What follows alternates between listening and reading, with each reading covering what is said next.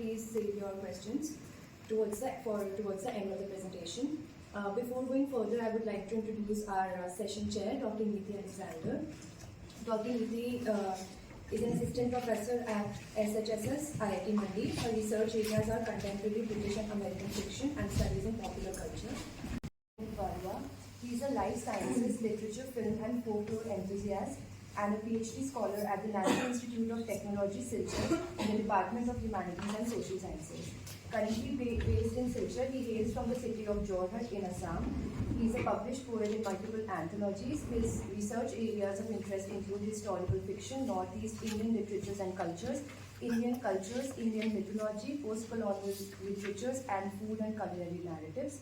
He will present his paper titled Role of Anthropomorphic Characters in Northeast Indian Highland Folktales and the Construction of Histories of the Communities.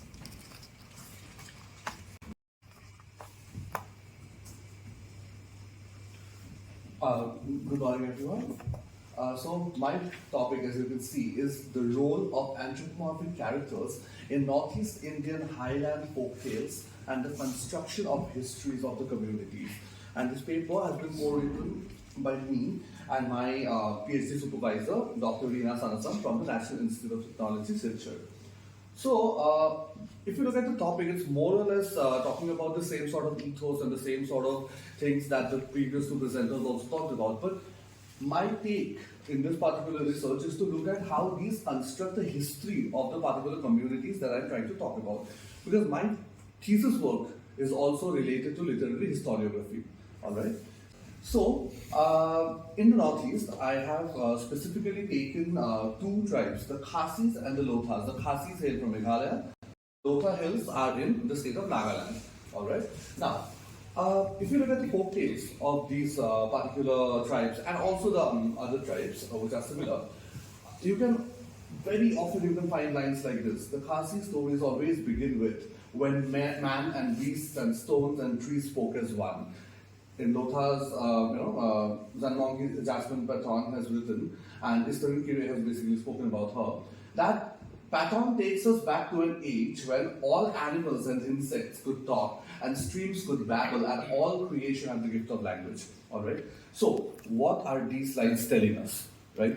So, okay, today in the 21st century, we will not see these particular entities speaking, but they're taking us back to a time when humans and the other species and the non-living things and even the spirits for that matter were all at the same parity level.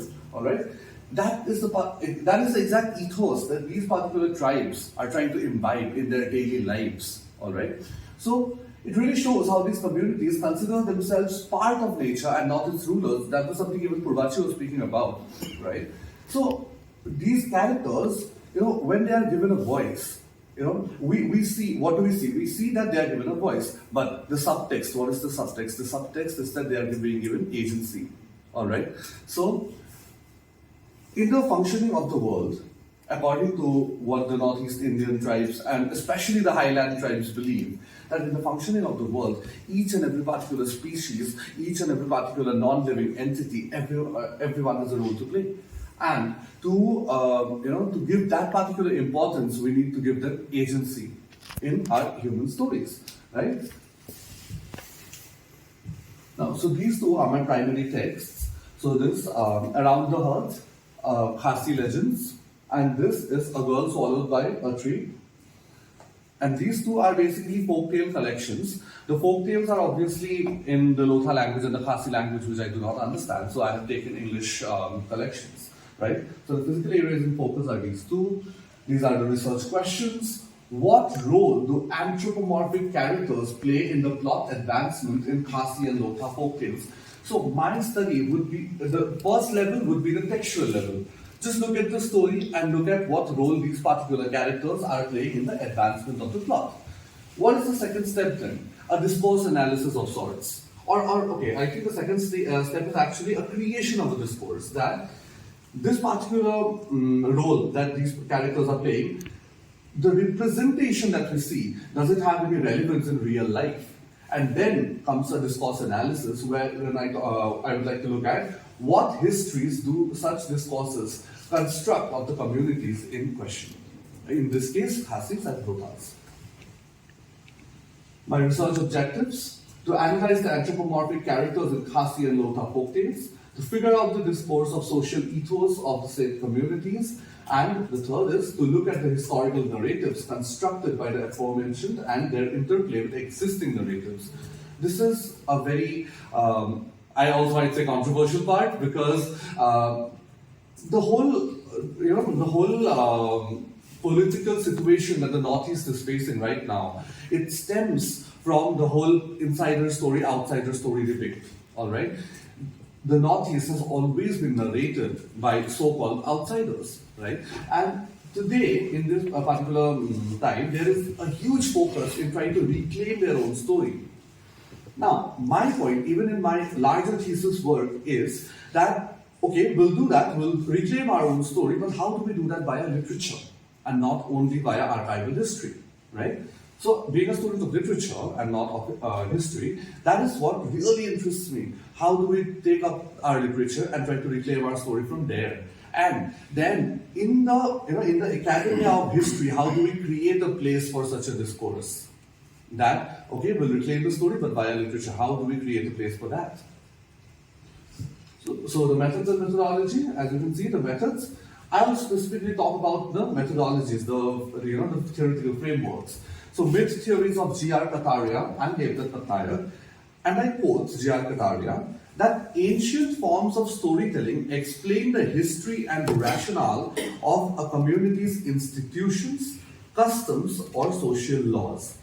By telling the story of the people, they support their sense of solidarity and purpose, of confidence and pride in themselves. They verbalize what a community has collectively felt or experienced and elaborate a tribe nation's common psychological and spiritual aspirations. And what does Devdutt Patnaik say?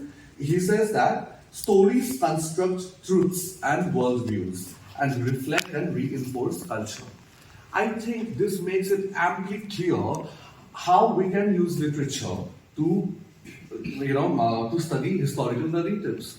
Because the literature, the folk literature that I'm talking about doesn't originate in vacuum, of course. It originates from the experiences and the aspirations of a particular tribe nation, as G.R. Kataria has said. Right? So this is very real. We do not have to worry about a fact-fiction balance when we are talking about this particular situation, right? We just need to look at the subtext of what the story is actually trying to say. If it says that a tiger married a woman, instead of looking at, okay, there was a marriage, we have to look at the subtext. What is this marriage signifying? And there we have it. There we have the history, right? Now, the second is meta-history, of course. Meta-history by Hayden White, who says that basically literature and history both rely on narrations to do their work. So we can use literature as history. That's basically what Hayden White is trying to say. And the third concept is very, very interesting. I'll come to that in just a bit. Now, some very recurring anthropomorphic characters in Northeast Indian highland folk tales would be the Uthlan, which even Purvachi spoke about. It is very specific, okay? There can be many other snakes, but this is a very specific man-eating talking snake, okay, which is called Uthlan. And then the tiger. Now, the tiger is not specific. It can be any tiger, okay? It doesn't have a particular name. It's not a specific tiger found in the XYZ place, no. It's not specific, but the figure of the tiger is found in both Khasi folktales and Lotha folktales. And in both, it is seen marrying a particular woman, a human woman. I'll just come to what it means. And then there are other figures, such as there is lynx, an animal, the lynx. There are rocks, all right. In Khasi folktales, there are two famous rocks, Kilang and Simpur. And in Lotha folktales, there are two famous rocks, Tiilong and Terilang, all right. So all of these have particular roles to play, which I'll just come to. Now, I just established, with the help of Kataria and Devdutt Patnaik, that what does a myth show us basically? A myth basically shows us a mirror to the reality if we can just look at the subtext to it. Alright? Now, what does an anthropomorphic character then mean in a particular Khasi or a Lotha folktale? It means that every plant and animal behavior is given an explanation. And how does this help? This helps every Khasi or Lothar child to grow up believing that each and every element is important for nature and in turn is important for their own survival as human beings. Instead of considering themselves what in Assamese we call Jivashreshta Manav, which means the best of the species, right? Instead of considering themselves that, they consider themselves at par with every other species and also the non-living elements. Now, some elements are seen to help humankind and the world, and some are feared. This fear is also very, very important, right? This fear basically makes you apprehensive of just going and trying to control the elements of nature, right? Because we all have seen what happens when we try to control nature. Himachal Pradesh has itself suffered such horrendous cloudbursts, right? So, just to discourage the community from trying to go and control the elements, the 5 elements of nature, these stories become very important in developing a sort of psychosis, right? The worldview is that the others are, so apart from humans, that is, the other species and other non-living entities are not merely mute spectators in the functioning of the world. All of them have a role to play, right? So do not go and basically play with that, or do not go and basically try to curb their role that they are trying to play, right? And also the agency to animals imply consideration of those species at part, which I've already talked about. Now, what does the human-tiger marriage signify? Even if we look at not only, so we talk a lot about colonialism, right? So even if we not look at only the European narratives, but even if we look at the Aryan narratives of the so-called mainland India, there is always a city-jungle dyad or a binary, right? So Ram is going to the jungle, oh, it's so sad, right? Vanvas, 14 years, what will he do? Pandavas are being sent to the jungle, oh, 13 years, Vanvas, very sad, all right? So there is always a city-jungle dyad, which is absolutely being broken in Northeast Indian highland folktales, all right? So even the communities, they are living very much in tandem with nature, right? They are clearing a particular area of land from the jungle, they are living there, they are clearing the land, they are doing their June cultivation, they'll go and clear another piece of land next year. That's how it functions, right? There is no human settlement versus jungle sort of a situation. And the human-tiger marriage, it really serves as a symbolism for that, a great symbolism for that, right? And like I said, the fluidity is anyway seen in their living and cultivation practices. Now, another very, very interesting portrayal that I found in especially the Lotha folktales, but also a bit in Khasi folktales, is the concept of reverse evolution. First of all, when I read it, I myself was dumbfounded, and I was like, okay, wait, how do I analyze this, right? So basically, man was becoming a monkey, and dogs were becoming wolves, and I'm like, 1 second, these people are supposed to know the working of the world, how did they make such a story? But then it hit me, right? Everyone knows the wolf becomes a dog, not the other way around. Everyone knows the monkey becomes a man and not the other way around. But what does this mean? What message is this giving, the reverse evolution? The message it's giving is to keep oneself grounded and to show that the so-called civilized and the so-called wild are not really that far separated. The line is very, very thin. And just if your behavior is slightly out of out of the moral values that your society particularly dictates, you risk becoming the wild very easily, right? It's not that difficult. And finally, the concept of palimpsest. What is a palimpsest? A palimpsest is a layer on top of another layer wherein we can also see the layer beneath, all right? The lower layer has not been erased, right? Now, history. When we talk about history, what do we understand? Dynasties, a timeline, okay? This dynasty, this king, then that king. And I have been suffering with a lack of materials for my PhD work, because whenever I pick up any history book for the Northeast, it's always about, oh, this dynasty sat in Assam, that dynasty was there in Assam. Now, these places, they had their village nations, right? And so their so-called history is never being written about because it is not political history.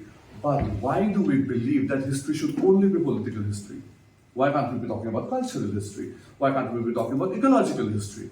right? So that is what this paper is trying to tell us, that when we are talking about history, we should also look at those layers and not only the layer of political histories, right? Now, the ethos being seen in the tales help us understand what the community wishes to narrate about themselves, that is the reclaiming of their story, instead of outsiders' narratives. And now, why is this important in the context of history? Because history has told us, and that too written by outsiders, that these people are underdeveloped, these people are savage, these people are wild, right? Now, the problem here is, in their particular worldview, the city-jungle binary doesn't exist at all. So you cannot just bring urbanization concepts all the way from Europe or all the way from, let's say, Magad, and just say that these people are savage, right? That is the problem of single story, as Chimamanda Adichie says, right? Now, since their ideas and their ethos are different, we have to look at them with a whole different lens. We have to, consider a whole different story for them, right? So that is where this particular study becomes so very important, right? So for them to tell their story, that no, this is what we believe. You cannot study us with your ideas and with your framework, right? And then also the final thing is that there was obviously the history of mass conversion to Christianity in Meghalaya and in Nagaland, but so interestingly, beneath the layer of the mass conversion to Christianity, the layer of nature worshipping is still so visible, because the folk tales haven't gone out of fashion. Every kid is still hearing those from their grandparents, and so they still retain that core of nature worshipping, no matter how many churches they go to. All right, and so this is how I conclude that the anthropomorphic characters constitute a prominent place in the Khasi and Lotha folk tales from the Northeast Indian highlands. The agency provided to animals, plants, and even elements here both reflect and contribute to the community's identities of being closely connected to the ethos of man and the other components of nature being at par with each other. So this is the major philosophy of their daily lives and their larger histories. And this ethos that is being shown, it contributes to reclaiming their own story, which is also their own history, so that we stop studying them from other theoretical frameworks and misunderstanding them widely. Right? Thank you so much. Thank you, Abhinay, for your presentation. We can now commence with the Q&A. So the floor is open for questions.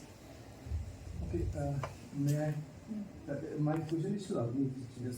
So, in one of your slides, you have mentioned this whole idea of the binary of insider and outsider in the context of Northeast region, which is a very contested space. Okay, now, you have also tried to discard, mention that these communities in the hills try to discard the narratives from the outsiders. So they always try to discard this Orientalist view of the exotic other. But then again, when we see, when they make claims about territories and space, they do appropriate the ideas of the Orientalism, or and then how they amalgamate their oral histories, myths, and the categories imposed on them to make claims such as autonomous demand, or the specific regional demands, or the separatist movement demands. So how do you navigate through these nuances of claiming space by amalgamating the external or outsider views and their own insider perspectives? Right. I just wanted to. Thank you so much for that question. Actually, see, the most basic thing that they want is autonomy first and foremost, right? So, if we look at, let's say, a history of Assam by Edward Gate, for example, even those books. So, what are they described as? Dirty people. Apparently, they do not bath or something, and then their tattoo traditions are also being criticized and everything, right? So, the thing is that they want to discard all of that also, and to do all of that, they want autonomy, right? So that they can make their own decisions, they can put on their own messages and everything. Now, what you are saying is also correct, that a lot of times when they try to dissociate from the Indian identity as a successionist group, so-called, they do use those colonial ideas, but then that is also because they cannot escape it that easily, because they've already become Christians. See, that is what I'm exactly trying to say when I say palimpsest history, right? So when I'm saying palimpsest, there are two layers. So the upper layer is, let's say, the Christian layer, and the lower layer is, let's say, their animal worshipping or nature worshipping core layer. So what I'm saying is that the lower layer is still visible. That doesn't mean that the upper layer has absolutely flown away somewhere. So obviously the upper layer will also be there, and of course that sort of white man's burden brainwash that happened through years and years, that cannot disappear suddenly, right? It'll take time, but that is exactly what these efforts will, contribute to. So, see, we have to break colonialism at multiple levels. In the first level, they have to break away from Assamese colonialism. In the second level, from Indian colonialism. And in the third level, from European colonialism, right? So, only when they pass these two first levels can they think about the third level. Right, so they think like most of them, the politicians especially, they think okay, let us become autonomous and let us become an independent people, and all our problems will be solved. But then the academicians, the literary intellectuals, they understand that that is not how it should be done, or we cannot get our desired result from that route. We have to take the other route. We have to first develop our own identities, and then automatically everyone will be forced to recognize our autonomy, right? So instead of just first getting the state and then wondering, okay, who are we now? So they are like, first of all, we have to know who we are, and then we can maybe fight for our autonomy.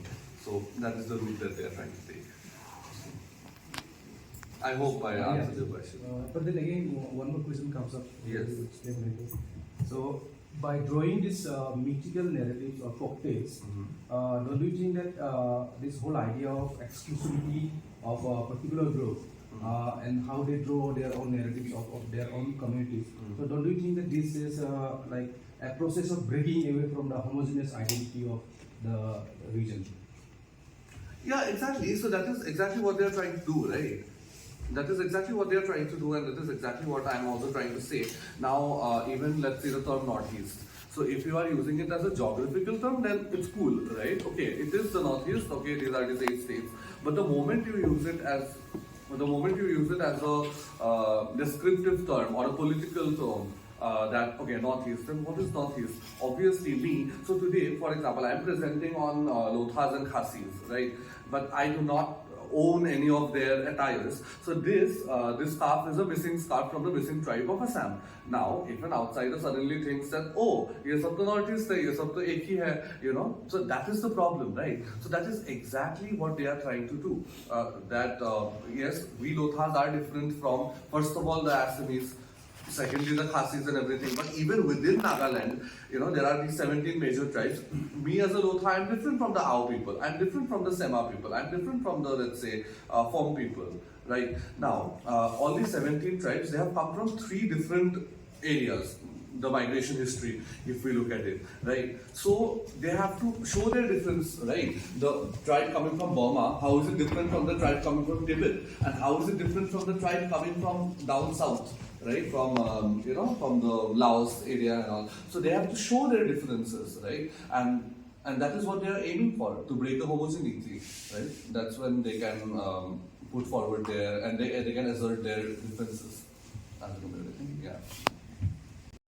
And that shows the depth of environmental humanities scholarship, and it's really commendable, especially when you take a focus on a region or a culture or a community, the kinds of environmental humanities scholarship that can arise. So I saw connections with a lot of fairly new eco-humanistic areas, so eco-performance studies. We had blue humanities in there, blue criticism, which is a kind of blue eco-criticism, hydro-narrative studies, river ethics and rights, which is an emerging area of very multidisciplinary and connects with movements towards granting rivers legal personhood, which has of course occurred in India, but also Ecuador. So I found connections there. Also with indigenous eco-criticism and this idea of cosmovisions. So there's lots of strands running through. So I really commend you for the work that you're doing, and as far as the future of the environmental humanities in India, which is the subject I've worked on. Really, it's here, right? This is a great example of potential work in the environmental humanities. I would encourage you to keep, to remain vigilant of the depth of potential in India for environmental humanities methods and theories and practices. That it needn't be imported from the work that's been done in North America and Europe. Of course, that can provide guidance, but I'd say that there are as you've already shown, there are frameworks that are endogenous to India that are really worth bringing out, and it's the power of the narrative. And when I think of Northeast India and the power of those narratives, their resilience in themselves to transform in the wake of great environmental and cultural pressures, that's quite phenomenal. And so just in closing this kind of comment, it's once again returning to that question of the narrative and the power of the narrative to actually transform ecological values in society and to engage with larger concerns about sustainability. I mean, I've always been impressed when I read Northeast Indian literature, how many of the writers are also folklorists involved in preserving the folklore, the traditional narratives of the region, but also activists, journalists that are engaged in these multifaceted ways in the region. So just some observations that I've made during your talks. I really enjoyed the session. Thanks again. Thank you, sir. Dr. Nidhi has Actually, Dr. Ryan has pretty much summed up the many threads that tied up the presentations for today. But I think this might be a question that I will ask both the students who presented on folklore.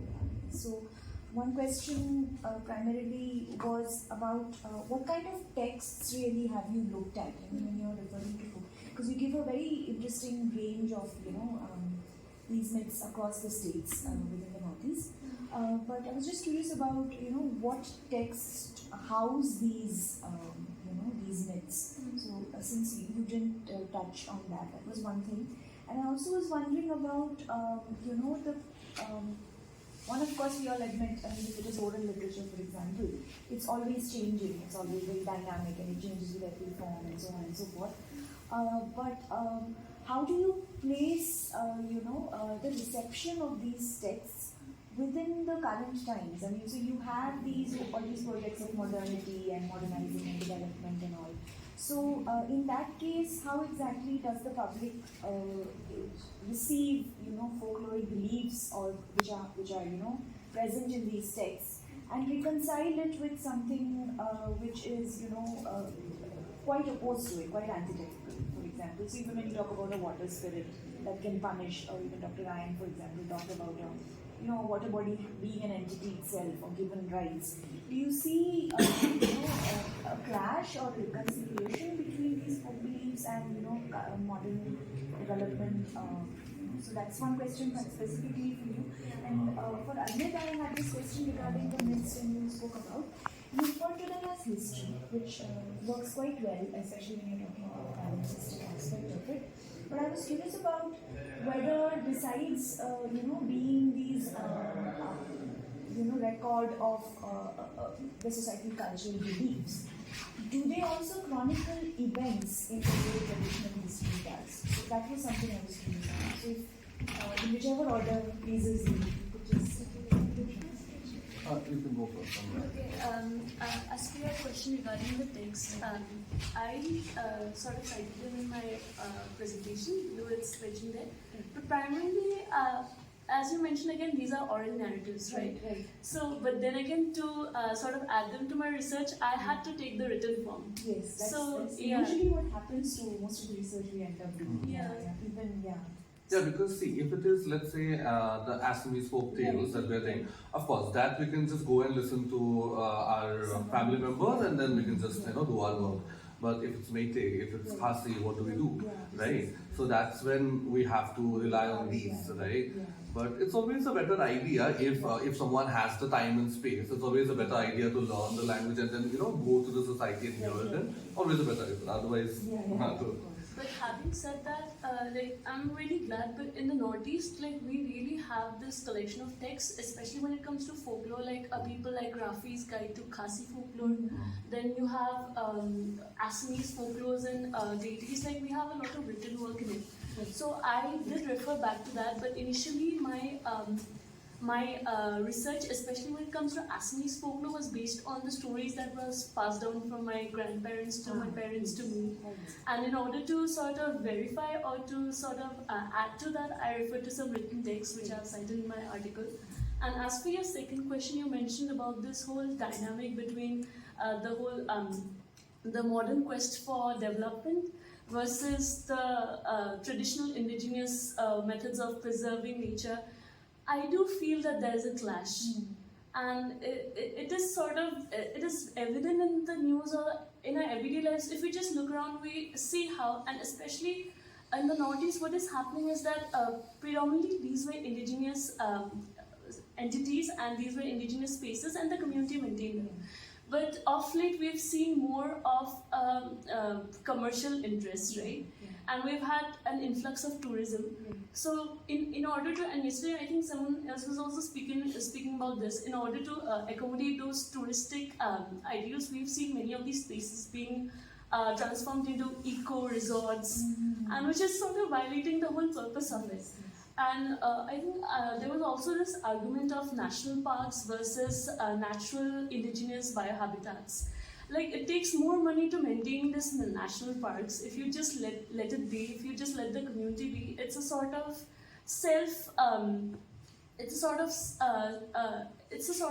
like thing you don't need to maintain. It just goes on for generations. So yeah, there is a clash. But having said that, we cannot like live in isolation. The best solution forward would be to sort of integrate this indigenous knowledge systems and the things they offer along with the scientific development. And especially when I'm talking about the eco-narratives and environmental humanities, like in the Northeast, we still resort to many of the things that we practice or the things we've heard. For example, in another one of my papers, I presented on Dakor Boson. So there's this mythical figure of Dak in Assam. And he has this euphemisms on every topic, from medicine to personal relationships. And till this date, we use the Dakor euphemisms, for example, if there is flooding, build embankments, or if there's snake bite, use this plant. So we still use those traditional knowledge system, but are we giving up allopathic medicine altogether? No, right? So it has to go hand in hand. That's what I believe. But then, she was also asking about the whole narrative aspect and how it is being accepted or not expected. So, so what I really feel is, when you are asking about modernism or modernity, which modernity are we talking about? European, right? European. That's what we are trying to, that's where we are trying to find our acceptance. Although we should not be, but okay, that's what we are doing. Now, our cultures have always been fluid. Alright, so three forms of literature: oral, written, and performance. Right? Our cultures have always been fluid. The early colonizers were not fluid. Okay, written important hai. Okay, we need to understand everything in terms of written. Give Khasis a script, give Nagas a script. That was the project, right? Now, European modernism, the thing that I like about it is, okay, it is starting to embrace fluidity. So in that new trend, these things are finding more and more acceptance. That, okay, fine. Maybe we can find messages encoded in performance as well. Okay, maybe we can find messages encoded in this as well, right? So I think that's why I do appreciate. Somewhere or the other, I think more than a clash. If you talk in terms of the acceptance of narratives, more than a clash, I think there is more acceptance. So I am glad about that. And as for the question that you asked me, see, events happen in every culture, in every society. It depends upon the magnitude of it, right? Now you have this, let's say, huge Maratha kingdom, and then this huge, let's say, Afghan empire. They are fighting, call it the Battle of Panipat. Okay, we have to write about it all about, right? In Nagaland, kya ho raha hai? Village states. Each village is being headed by a headman. Village. They are fighting all the time. They are battling all the time. Right, but do we find it important enough to note it? Because the magnitude is very less. We do not have 60,000 men fighting on one side. 60,000 is a very small number. The Maratha army or the Afghan army, we do not have that many people fighting. So, these events slowly, let's say, people forget about those. Okay, some village fought with someone, fine. Kya jata hai? Even the loss of resources was not that huge. So kya hi jata hai, right? So that is why these events, so-called, do not find that much importance in their oral narratives. But again, yes, having said that, some events which were larger in magnitude do have remained in their memories. So let's say this very famous village of Khonoma. It is near to the site of where Hornbill Festival happens nowadays. It's not very far from there. So that village had a fight with the British, all right, and there was a siege, and they held the siege, and then they sieged the British, and it went on for 4 months and everything. Now that was something big. That was something unheard of.